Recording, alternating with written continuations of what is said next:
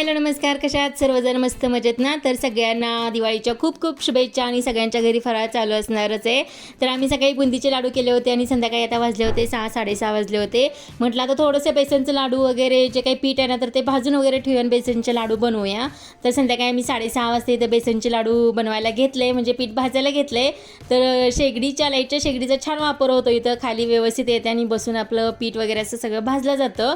तर दिवाळीची पूर्वतयारी म्हणून एक व्हिडिओ टाकलेला, त्यात मी सगळी पिठं वगैरे चाळून अशी कॅरीबॅगमध्ये बांधून त्याच्यावरती नावं वगैरे लिहून ठेवली होती. चकलीचं पीठ आणि बेसनचं पीठ वगैरे सगळं. तर मी तर बिना चाळताच पीठ घेतलेलं आहे, कारण ते अगोदरच ऑलरेडी चाळून घेतलं होतं. तर पीठ थोडंसं गरम होतं म्हटलं तोपर्यंत पिस्त्याचे जे काही तुकडे आहेत ना, तर ते करून घ्यावे. आणि चाकूनी करायला खूप वेळ जातो आणि एवढे बारीक पण होत नाहीत. तर माझ्याकडे ही मशीन होती चॉपरची, तर मी छानपैकी त्यांनी सगळे पिस्ते आणि बदामचे तुकडे छान छान असे करून घेतलेत बेसनच्या लाडूवरती लावायला, जेणेकरून लाडू आपले सुंदर दिसतील.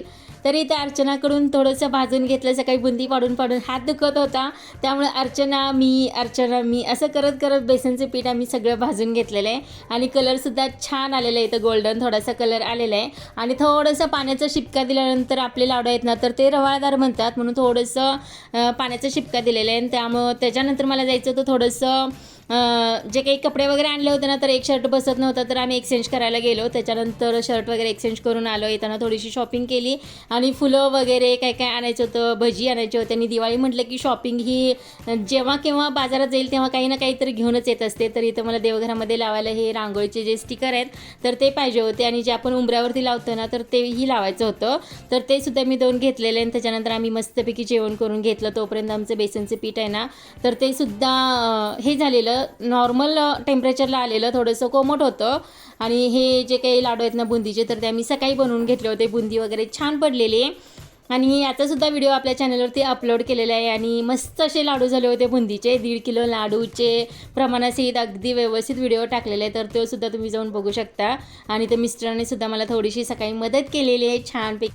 तर मी आणि अर्चनानी सगळे बुंदीचे लाडू व्यवस्थित बांधून घेतलेले आहेत. आणि तोपर्यंत एक गोंधळ झाला, कारण पीठ थोडंसं जास्तच जेवण वगैरे करेपर्यंत आमचं पीठ थोडंसं पूर्णच थंड झालं. पातळ होतं पण थंड झालं. आणि त्याच्यानंतर साखर वगैरे घातली, वेलची पूड घातली, जायफळ घातलं, नंतर ज्या काही चारोळ्या वगैरे आहेत ना, तर ते सगळं घातलं आणि सगळं पीठ ड्राय झालं. आणि हाताने मॅश करून नॉर्मल टेम्परेचरला आणणं तर काही शक्य नव्हतं, कारण भरपूर पीठ होतं.